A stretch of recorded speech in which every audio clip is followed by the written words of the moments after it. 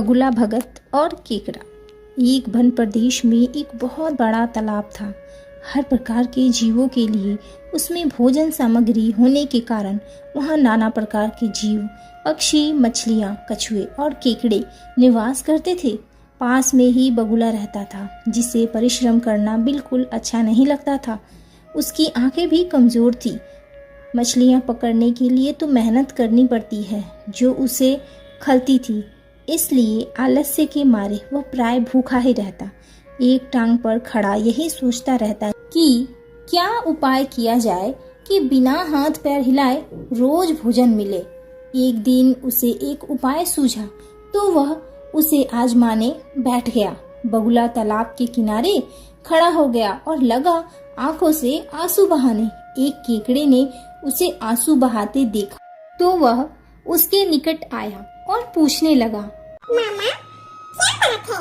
भोजन के लिए मछलियों का शिकार करने की बजाय खड़े आंसू बहा रहे हो? बगुले ने जोर की हिचकी ली और भर्राए गले से बोला, बहुत कर लिया मछलियों का शिकार। अब मैं यह पाप कार्य और नहीं करूँगा। मेरी आत्मा जाग उठी है, इसलिए मैं निकट आई मछलियों को भी नहीं पकड़ रहा हूँ। तुम तो देख ही रहे हो।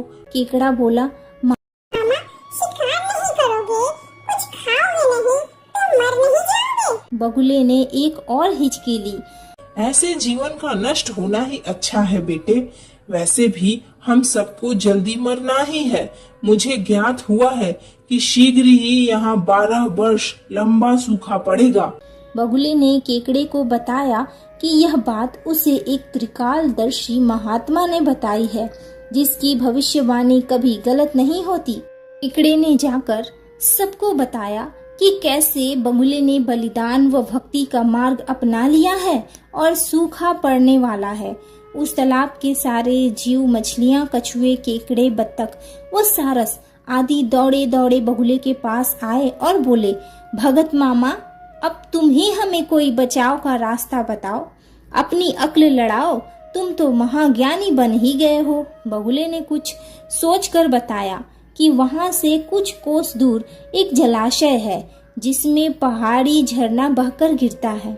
वह कभी नहीं सूखता।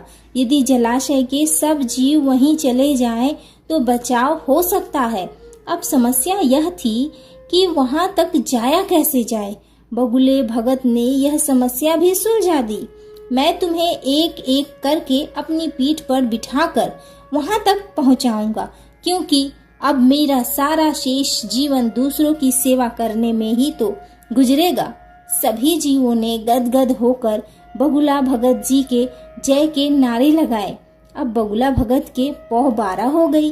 वह रोज एक जीव को अपनी पीठ पर बिठाकर ले जाता और कुछ दूर ले जाकर वह एक चट्टान के पास जाकर उसे उस पर पटक कर मार डालता और खा जाता।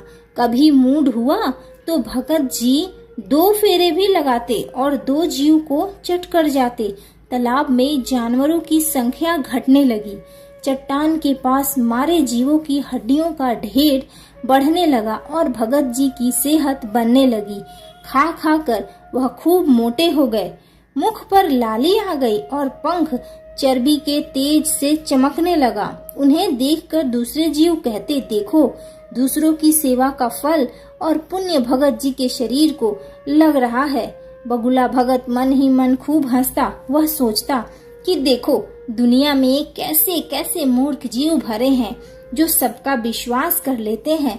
ऐसे मूर्खों की दुनिया में थोड़ी चालाकी से काम लिया जाए तो मजे ही मजे हैं। बिना हाथ पैर हिलाए खूब दावत उड़ाई जा सकती है। बहुत दिन यही क्रम चला। एक दिन केकड़े ने बगुले से कहा, मामा, तुमने इतने सारे जानवर यहाँ से वहाँ पहुँचा दिए, लेकिन मेरी बारी अभी तक नहीं आई। भगत जी बोले, बेटा, आज तेरा ही नंबर लगाते हैं। आजा, मेरी पीठ पर बैठ जा। केकड़ा खुश होकर बगुले की पीठ पर बैठ गया। जब वह चट्टान के निकट पहुँचा तो वहाँ हड्डियों का पहाड़ देखकर केकड़े का माथा ठनका। वह हल्काया, यह हड्डियों का ढेर कैसा है? वह जलाशय कितनी दूर है मामा? बगुला भगत ठा ठा करके खूब हंसा और बोला, मूर्ख, वहाँ कोई जलाशय नहीं है। मैं एक एक को पीठ पर बिठाकर यहाँ लाकर खाता रहता हूँ। आज तू मरेगा। केकड़ा सारी बात समझ गया। वह सिहर उठा, परंतु उसने हिम्मत न हारी और तुरंत अपने पंजों को आगे बढ़ाकर उसने दुष्ट बगुले की गर्दन दबा दी और तब तक दबाए रखी जब तक उसके प्राण पखेरु न उड़ गए। फिर केकड़ा बगुले भगत का कटा सिर लेकर तालाब पर लौटा और सारे जीवों को सच्चाई बता दी कि कैसे दुष्ट बगुला भगत उन्हें धोखा देता रहा। तो इस कहानी से हमें यही सीख मिलती है कि कभी भी किसी की भी बातों पर आंख मूंद कर विश्वास नहीं करना चाहिए। मुसीबत में धीरज व बुद्धिमानी से कार्य करना चाहिए।